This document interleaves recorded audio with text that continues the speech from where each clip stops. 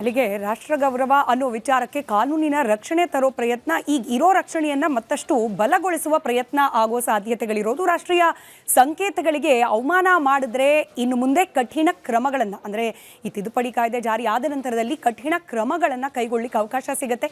ಯಾವ ರೀತಿಯ ಅಪರಾಧಗಳು, ವಿದೇಶದಿಂದ ಡಿಜಿಟಲ್ ಮೂಲಕ ಈ ಕೃತ್ಯ ಮಾಡಿದ್ರೂ ಕೂಡ ಕ್ರಮ ಕೈಗೊಳ್ಳಲಾಗುತ್ತೆ. ಈ ಕಾನೂನು ಕೇವಲ ಭಾರತದ ವ್ಯಾಪ್ತಿಗೆ ಮಾತ್ರ ಅಲ್ಲ, ಭಾರತದ ವಿಚಾರಕ್ಕೆ ಸಂಬಂಧಪಟ್ಟಂತೆ ಆಗಿರೋದ್ರಿಂದ ವಿದೇಶದಲ್ಲೆಲ್ಲೋ ಕೂತ್ಕೊಂಡು ಭಾರತದ ರಾಷ್ಟ್ರ ಗೌರವಕ್ಕೆ ಅಪಮಾನ ಆಗೋ ರೀತಿಯಲ್ಲಿ ನಡ್ಕೊಂಡ್ರು ಅದಕ್ಕೆ ಕ್ರಮ ಕೈಗೊಳ್ಳಲಿಕ್ಕೆ ಈ ಕಾಯ್ದೆ ಅವಕಾಶವನ್ನು ಕಲ್ಪಿಸಿಕೊಡುತ್ತೆ. ವಿದೇಶದಿಂದ ಈ ಅಪರಾಧ ಮಾಡಿದ್ರೆ ಜಾಗತಿಕ ತನಿಖಾ ಅಧಿಕಾರ ಲಭ್ಯವಾಗುತ್ತೆ.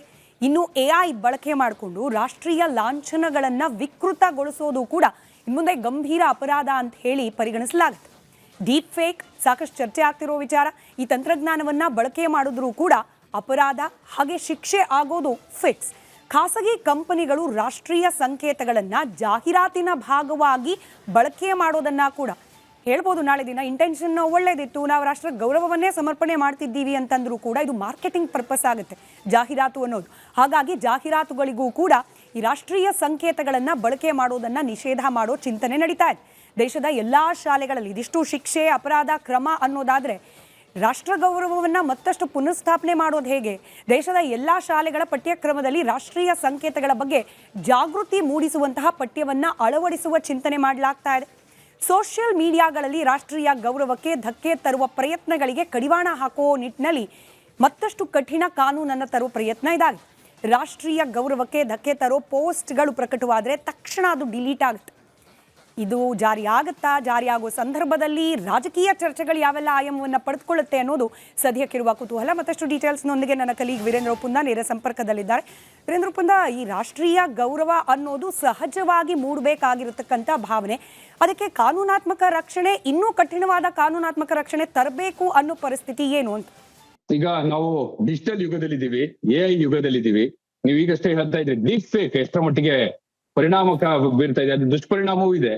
ಹಾಗೆ ಪ್ರತಿಯೊಂದು ತಂತ್ರಜ್ಞಾನದಲ್ಲೂ ಅದನ್ನ ಸದ್ಬಳಕೆ ಮಾಡ್ಕೊಳ್ಳೋರು ಇರ್ತಾರೆ, ದುರ್ಬಳಕೆ ಮಾಡ್ಕೊಳ್ಳುವವರ ಒಂದು ವರ್ಗವೂ ಕೂಡ ಇರುತ್ತೆ. ಅದರಲ್ಲೂ ಕೂಡ ವಿದೇಶಗಳಿಂದ ಹೆಚ್ಚಿನ ಸಂದರ್ಭಗಳಲ್ಲಿ ಸ್ಮಿತಾ ನಮ್ಮ ದೇಶದ ಲಾಂಛನ, ರಾಷ್ಟ್ರಧ್ವಜ, ಇದನ್ನ ಒಂದು ಮೇಮ್ಸ್ ಮಾಡುವಂಥದ್ದು, ರೀಲ್ಸ್ ಮಾಡುವಂಥದ್ದು, ಅಂದ್ರೆ ಅದರ ಗೌರವವನ್ನೇ ಮರೆತು ಅಂತ ಕೃತ್ಯಗಳೆಲ್ಲ ಆದ ಪ್ರಕರಣಗಳ ಹಿನ್ನೆಲೆಯಲ್ಲೇ ಇಂಥದ್ದೊಂದು ತೀರ್ಮಾನಕ್ಕೆ ಬಂದಿರುವಂತದ್ದು.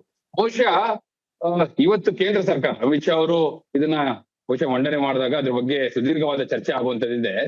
ಒಂದೇ ಮಾತ್ರ ಗೀತೆಗೂ ಕೂಡ ಒಂದು ಕಾನೂನಿನ ಚೌಕಟ್ಟನ್ನ ಈ ಮೂಲಕ ಕೊಡ್ತಾ ಇದ್ದಾರೆ. ಇಲ್ಲಿವರೆಗೂ ಜನಗಣಮನ ರಾಷ್ಟ್ರಗೀತೆ ಏನಿತ್ತು, ನಮ್ಮ ರಾಷ್ಟ್ರಗೀತೆಗೆ ಆ ಕಾನೂನಿನ ಚೌಕಟ್ಟಿತ್ತು. ಇನ್ನು ಮುಂದೆ ಒಂದೇ ಮಾತರಂಗೂ ಕೂಡ ಆ ಕಾನೂನಿನ ಚೌಕಟ್ಟು ಈ ವಿಧೇಯಕದ ಮೂಲಕ ಸಿಗ್ತಾ ಇದೆ ಅನ್ನೋದು ನೋಡಿ. ಇಲ್ಲಿವರೆಗೂ ಇದ್ದದ್ದು 1971 ಕಾಯ್ದೆ. ಅದರಲ್ಲಿ ಗರಿಷ್ಠ ಶಿಕ್ಷೆ ಎಷ್ಟು ಅಂದ್ರೆ 3 ವರ್ಷ ಅಷ್ಟೇ. ಆದ್ರೆ ಈಗ 7 ವರ್ಷದವರೆಗೆ ಗರಿಷ್ಠ ಶಿಕ್ಷೆ ಹಾಗೂ ಅದ್ರ ಜೊತೆಗೆ ದಂಡ ಎರಡನ್ನು ವಿಧಿಸುವಂತ ಒಂದು ಅವಕಾಶವನ್ನ ಈ ವಿಧೇಯಕ ಮಾಡಿಕೊಡ್ತಾ ಇದೆ. ಬಹುಶಃ ಇದನ್ನ ಯಾರು ವಿರೋಧ ಮಾಡ್ಲಿಕ್ಕಿಲ್ಲ ಅಂತ ನಾವು ಹೋಗ್ತೇನೆ. ಆದ್ರೆ ಒಂದು ಚರ್ಚೆ ಇದೆ, ಏನು ಅಭಿವ್ಯಕ್ತಿ ಸ್ವಾತಂತ್ರ್ಯಕ್ಕೆ, ಅಂದ್ರೆ ಸಂವಿಧಾನದ ಆರ್ಟಿಕಲ್ 19(1)(a) ಅದರ ಅಡಿಯಲ್ಲಿ ಅಭಿವ್ಯಕ್ತಿ ಸ್ವಾತಂತ್ರ್ಯ ಏನಿದೆ ಅದಕ್ಕೆ ಧಕ್ಕೆ ತರುವಂತ ಪ್ರಯತ್ನ ಏನಾದ್ರೂ ಈ ವಿಧೇಯಕದ ಮೂಲಕ ಆಗ್ತಾ ಇದೆ ಅನ್ನುವಂತ ಪ್ರಶ್ನೆಯನ್ನ ವಿರೋಧ ಪಕ್ಷಗಳು ಕೇಳ್ತಾ ಇವೆ. ಅತ್ಯಂತ ಸಹಜ. ಯಾಕಂದ್ರೆ ವ್ಯಂಗ್ಯ ಚಿತ್ರಗಳ ಮೂಲಕ ಕೆಲವು ಬಾರಿ ಸರ್ಕಾರವನ್ನ ಟೀಕಿಸುವಂತ ಪ್ರಯತ್ನ ಮಾಡುವಾಗ ಅದನ್ನು ಕೂಡ ಈ ಕಾಯ್ದೆಯ ಅಡಿಯಲ್ಲಿ ಈ ವಿಧೇಯಕವನ್ನ ಏನ್ ತರ್ತಾ ಇದ್ರಿ, ಇದನ್ನ ಕಾಯ್ದೆಯಾಗಿ ರೂಪಿಸಿದಾಗ ಅದರ ಅಡಿಯಲ್ಲಿ ನಮ್ಗೆ ಕಡಿವಾಣ ಹಾಕುವಂತ ಪ್ರಯತ್ನ ಮಾಡ್ತೀರಾ ಅನ್ನುವಂತ ಪ್ರಯತ್ನವನ್ನು ಈಗ ಆ ಚರ್ಚೆಯನ್ನು ಕೂಡ ಮಾಡುವಂತ ಪ್ರಯತ್ನವನ್ನು ಮಾಡ್ತಾ ಇದೆ ವಿರೋಧ ಪಕ್ಷ. ಆದ್ರೆ ಇದೇ ವಿಧೇಯಕದಲ್ಲಿ ಒಂದು ಕ್ಲಾಸ್ ಇದೆ ಸ್ಮಿತಾ, ಸ್ಪಷ್ಟವಾಗಿ ಹೇಳುತ್ತೆ, ಅಭಿವ್ಯಕ್ತಿ ಸ್ವಾತಂತ್ರ್ಯಕ್ಕೆ ನಾವು ಯಾವುದೇ ಅಡೆತಡೆಯನ್ನ ತರೋದಿಲ್ಲ.